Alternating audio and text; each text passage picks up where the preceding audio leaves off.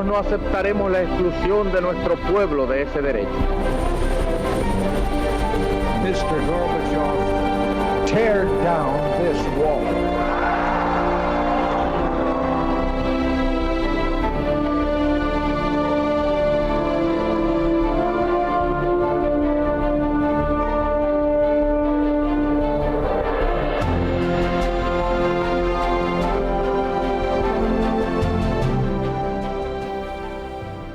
Buenas noches, señoras, caballeros, bienvenidos a Tiempos Modernos, segundo programa sobre Fátima. Hoy estamos en el centenario de las apariciones de la Virgen en Fátima, en Portugal. Hablábamos el otro día con Gabriel Ariza sobre lo que ocurrió en Fátima, cuál era el contexto y cuál fue el texto de las apariciones. Y hoy querríamos hacer hincapié en uno de los asuntos más comentados sobre aquel fenómeno, los famosos secretos de la última aparición y en particular el tercero. ¿De qué estamos hablando? De visiones del infierno, de llamamientos a la conversión, de la consagración de Rusia, de una predicción de la Revolución Soviética y de la Segunda Guerra Mundial, de una visión apocalíptica de un papa asesinado, de todas esas cosas. Todo eso es lo que había en el tercer secreto de Fátima. Vamos a verlo.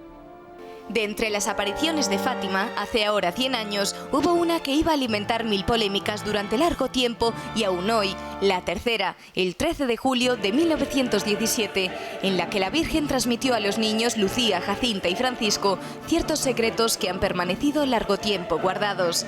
¿Qué decían aquellas confidencias? ¿Qué dijo la Virgen a los niños? La primera confidencia versaba sobre el infierno, que la Virgen mostró ante los ojos de los tres niños. Esta visión duró solo un instante.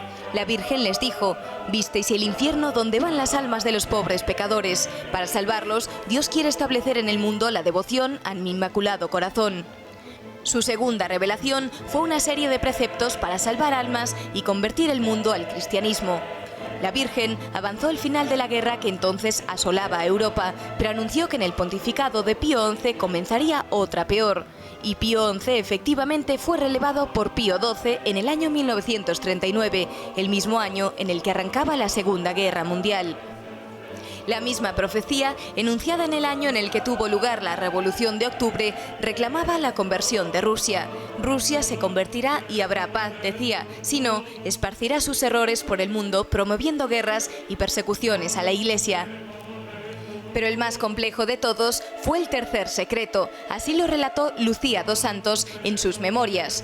Y vimos en una luz intensa que es Dios, algo semejante a como se ven las personas en un espejo cuando le pasa por delante un obispo vestido de blanco. Tuvimos el presentimiento de que era el Santo Padre. Vimos a varios otros obispos, sacerdotes religiosos y religiosas subir una escambrosa montaña, en lo alto de la cual estaba una gran cruz de troncos toscos, como si fueran de corcho con la cáscara.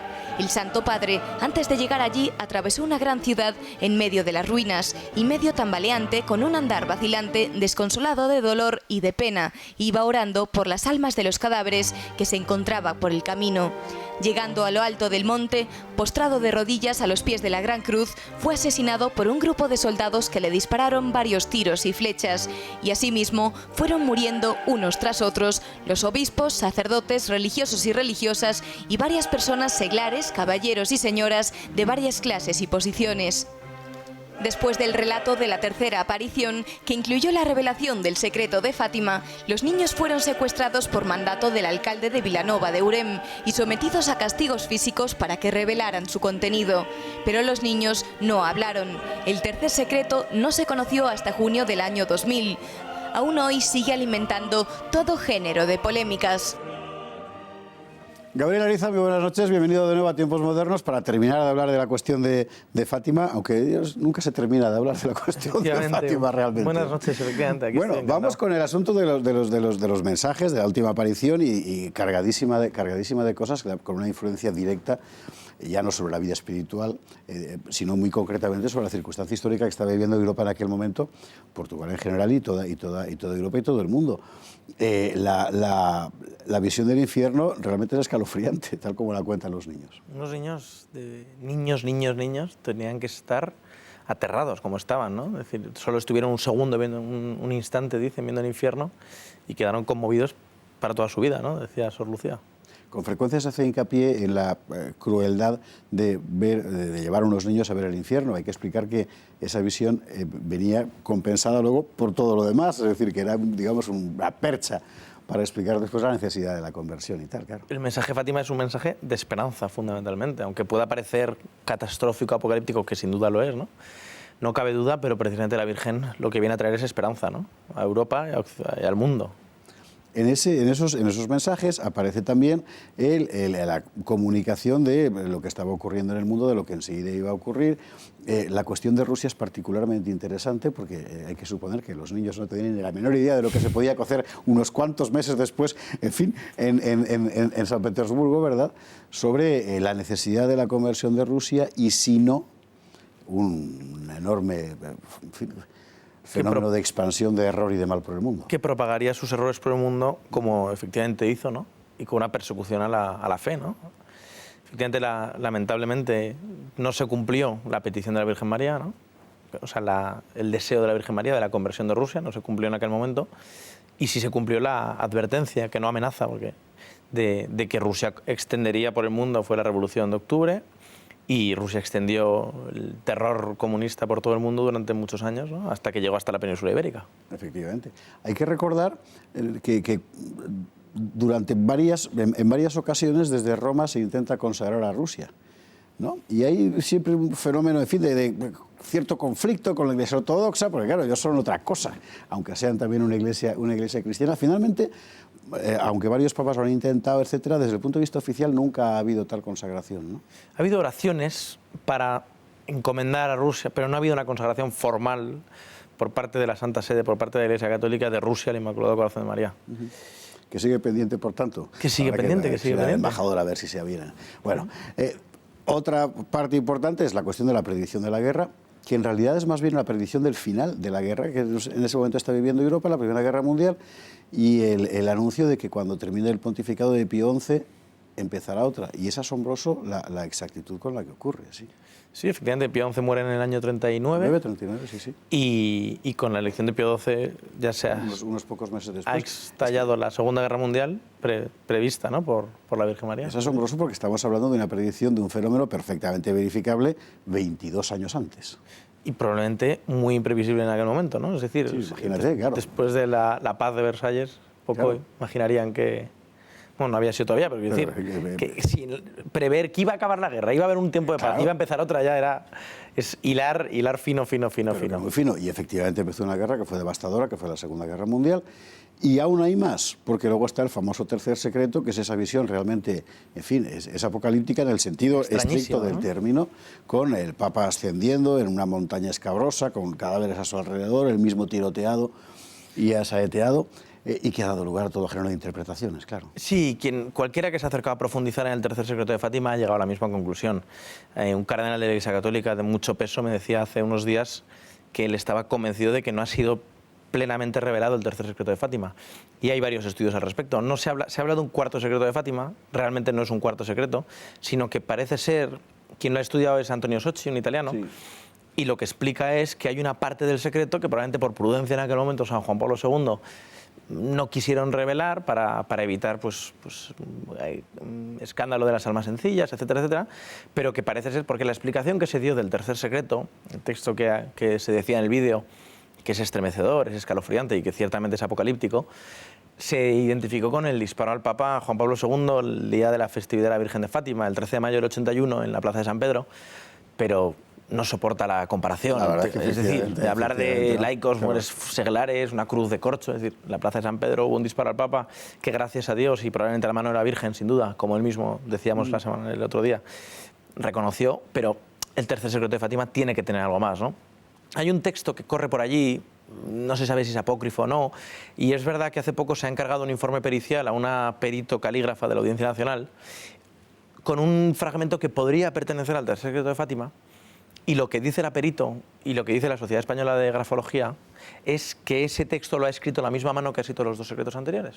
Y es un texto que invito, lo pueden buscar en Info Vaticana, que habla de que el tercer secreto de Fátima versaría también, aparte de por una persecución a la Iglesia y a la fe, sobre la apostasía en el seno de la Iglesia Católica. Un momento en el que propios pastores de la Iglesia Católica, no es solo la Virgen de Fátima quien dice eso, también Ana Caterina de Emmerich, sí, la lo que beata, te iba a decir, que mucha gente considera que es una cosa, como decir, particularmente excepcional. En realidad excepcional no es decir, en la propia tradición de la Iglesia está... Es una profecía recurrente, que Roma abandonó la fe, la abominación de la desolación, etcétera, etcétera, etcétera.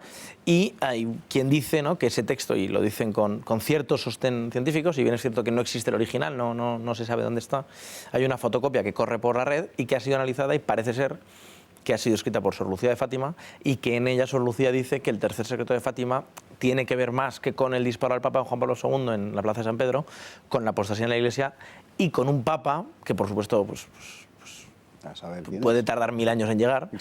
Un Papa con ojos de demonio, dice Sor Lucía, una carta estremecedora que, insisto, que sea de ella, pues es una cosa que dice un perito calígrafo con bastante autoridad, por cierto. Entendido. Sor Lucía, hay que recordar, es una de las niñas, de los 3 niños que ven a la Virgen en el año 17, es la que sobrevive y es la que ingresa en un convento. Sí, Sor y que Lucía se convierte, por así decirlo, en la depositaria máxima. Es verdad que desde la más absoluta humildad e ingresada siempre en un convento, la depositaria máxima de la memoria de aquello. Y además obedeció siempre a la Iglesia de manera, extrema. Es decir, ella en el año 43 es cuando escribe los 3 textos de los 3 secretos, y ella se los encomienda a Juan Pablo II, en ese momento no a Juan Pablo II, sino a Pío XII, después a Juan XXIII, Pablo VI y Juan Pablo II, y ella, sabiendo que ella tenía el mandato de la Virgen de que se hicieran públicos en un momento dado, como ella consideraba que quien tenía la responsabilidad de hacer público el secreto no era ella, sino la Iglesia Católica Romana,